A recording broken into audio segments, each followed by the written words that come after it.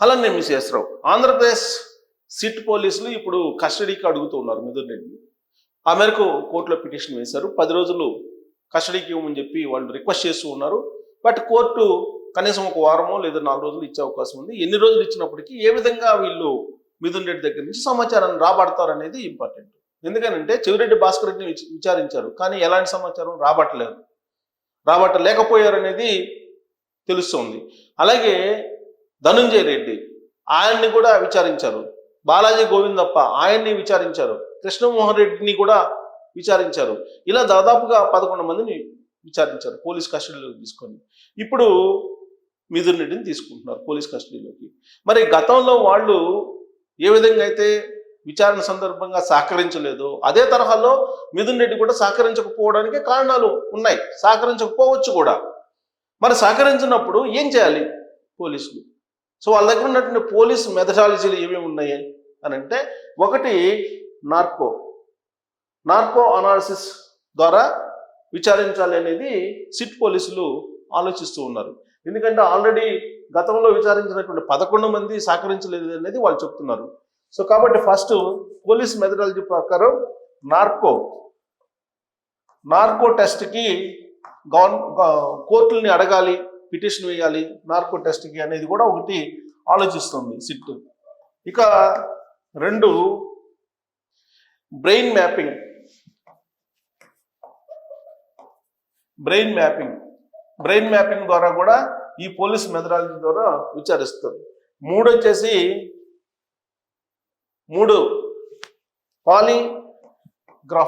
Polygraph test.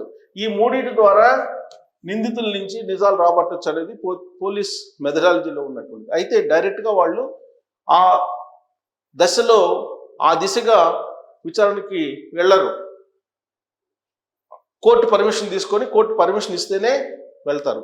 కాకపోతే ఇప్పటి వరకు ధనంజయ రెడ్డిని కానీ, బాలాజీ గోవిందప్పని కానీ, కృష్ణమోహన్ రెడ్డిని కానీ, సజ్జల శ్రీధర్ రెడ్డిని కానీ, లేదా చెవిరెడ్డి భాస్కర్ రెడ్డిని కానీ, నవీన్ని కానీ, బాలాజీ యాదవ్ని కానీ వీళ్ళెవ్వరిని కూడా ఈ 3 టెస్టుల ద్వారా విచారించలేదు. వాళ్ళు పెద్ద కోఆపరేట్ కూడా చేయలేదు. కాకపోతే ఆంధ్రప్రదేశ్ సిట్ పోలీసుల దగ్గర ఉన్నటువంటి సమాచారం ఏదైతే ఉందో దాన్ని బేస్ చేసుకుని వాళ్ళు విచారిస్తూ ఉన్నారు. వాళ్ళ విచారణ సందర్భంగా వాళ్ళు నాకు తెలియదు అన్నప్పుడు, మరి ఇది ఎవిడెన్స్ ఉంది మా దగ్గర, దీనికి ఏమంటారు అని చెప్పి ప్రశ్నిస్తున్నారు. అంతకు మించి వాళ్ళని లేదంటే వాళ్ళ దగ్గర ఉన్నటువంటి సమాచారాన్ని పూర్తి స్థాయిలో రాబట్టేటువంటి ప్రయత్నం ఎక్కడా కూడా చేయలేదు ఈ మెథడ్ ద్వారా. నెక్స్ట్ స్టెప్ ఈ 3 మెథడ్లో ఏదో ఒక మెథడ్ ద్వారా విచారిస్తేనే ఈ కేసుకు సంబంధించి నెక్స్ట్ లెవెల్కి వెళ్ళేటువంటి అవకాశం లేదు. యాక్చువల్గా Vasudev Reddy Andhra Pradesh barrage corporation MD మాజీ ఆయన అప్రూవ్డ్గా మారారని అంటున్నారు వాసుదేవ్ రెడ్డి. సపోజ్ ఆయన అప్రూవ్డ్గా మారితే కనుక మారారంటున్నారు. అందుకే ఈ కేసు ఇంత దూరం వచ్చింది అంటున్నారు. కానీ ఈయన కోర్టులో ఒక పిటిషన్ వేశారు. బలవంతంగా విచారణాధికారులు నా చేత సమాచారం చెప్పించుకున్నారు, వాళ్ళు ఇష్టం వచ్చింది రాసుకున్నారు అని చెప్పి ఆయన పిటిషన్ వేయటం జరిగింది వాసుదేవ్ రెడ్డి. ఇప్పుడు ఆయన ఏంటి, ఆంధ్రప్రదేశ్ బ్యారేజ్ కార్పొరేషన్ ఎండీగా ఆయన రిలీవ్ చేయకుండా ఆ రోజున విచారించారు సిట్ పోలీసులు.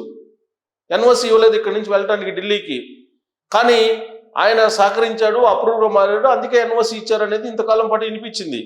కానీ ఆయన ఏం చేశారు, ఇప్పుడు కోర్టులో ఒక పిటిషన్ వేశారు.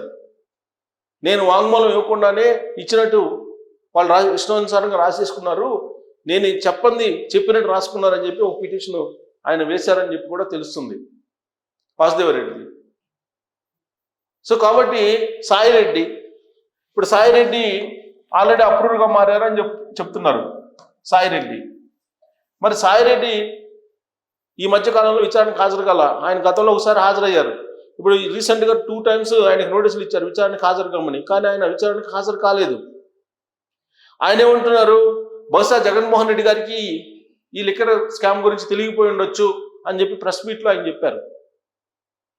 బహుశా రేపు విచారణలో కూడా అదే చెప్పే అవకాశం ఉంది. కసిరెడ్డి రాజశేఖర రెడ్డి చుట్టూనే ఆయన తిప్పుతున్నారు మొత్తం ఈ కేసుని.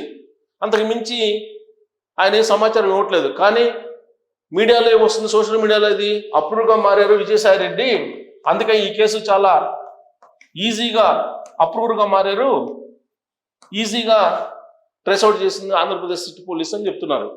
కానీ ఈయన అప్రూవర్గా మారితే ఈ పాటికి ఈ కేసు సంబంధించినటువంటి ఆధారాలు మరిన్ని దొరికిండేవి. ఇప్పటికి 3,600 కోట్లే దొరికింది.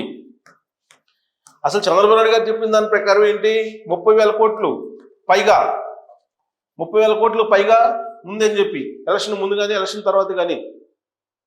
మరి ఇప్పటి వరకు 3,600 కోట్లే. ఈ 3,600 కోట్లు కూడా బంగారం షాపుల్లోకి, రియల్ ఎస్టేట్లోకి, సినిమాల్లోకి, విదేశీల్లోకి, హవాలాకి వెళ్ళిందని చెప్పి చెప్తూ ఉన్నారు.